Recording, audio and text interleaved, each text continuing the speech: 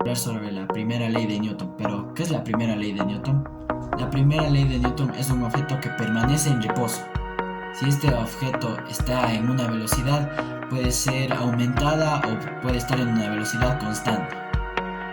La ley de Newton nos dice que si la fuerza está conectada a una fuerza neta, es decir, tendría que ser una fórmula que es sumatoria fuerza es igual a cero, lo cual sería que el objeto está en cero aceleración. Esto no significa que el objeto esté sin aceleración, sino está en reposo. En otras palabras, velocidad constante es igual a cero, la cual se mantiene en reposo. Y la velocidad distinta de cero es igual a una velocidad que se está moviendo, externa y que es fuerza neta. Una fuerza es un jalón o empujón al cual se da a un objeto que nosotros aplicamos.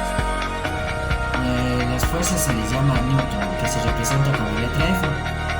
La fuerza externa se origina fuera del objeto en vez de ser una fuerza interna del objeto. Por ejemplo, la fuerza de la gravedad de la Tierra con la gravedad de la Luna, la cual es una fuerza externa sobre la Luna. En cambio, la fuerza neta escrita como F significa que esta es la fuerza total sobre este objeto. Si muchas fuerzas se unen contra ese objeto, sería la sumatoria de todas las fuerzas.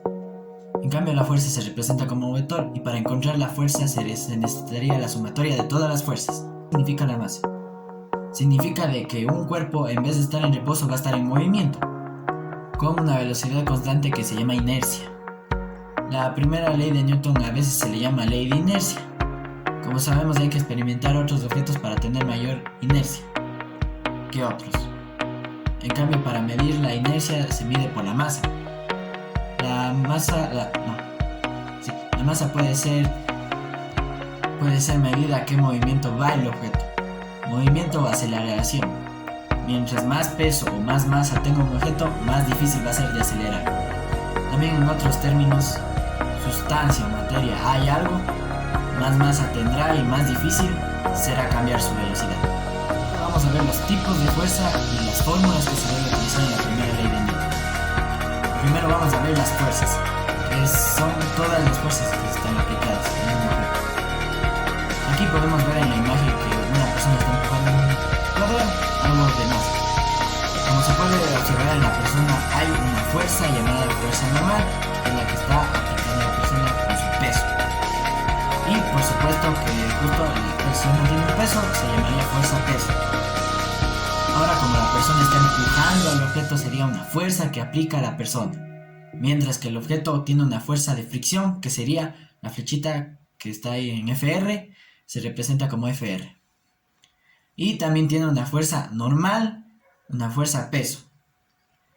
Y también tiene ahí como una tipo cuerda, que sería fuerza de tensión.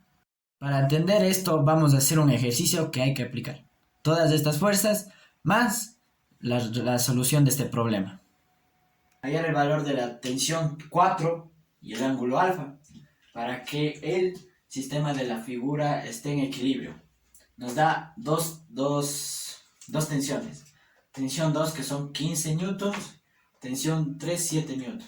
He hecho todo el diagrama de cuerpo libre, pasado ya todas las tensiones. Hay aquí un problema que es aquí, ¿no es cierto? Aquí, que es tensión 2, ¿no es cierto? Ya. Aquí, para pasar todo esto a la X, hay que descomponer, o sea, tanto en X como en Y. Sería T2 en X y T2 en Y, ¿no es cierto? Igual, sería lo mismo en la tensión 4, ¿no es cierto? Tensión 4. Ya que la flecha del gráfico nos está pidiendo acá, entonces se descompondría también en X y en Y. Tensión 4 en Y y tensión 4 en X, ¿no es cierto? Una vez hecho, hay que utilizar las fórmulas, ¿no es cierto? Sumatoria de fuerzas en X, sumatoria de fuerzas en Y, ¿no es cierto? Ahora, ¿en qué hay que fijarnos? Que todos los que estén en la X hay que ponerlos aquí.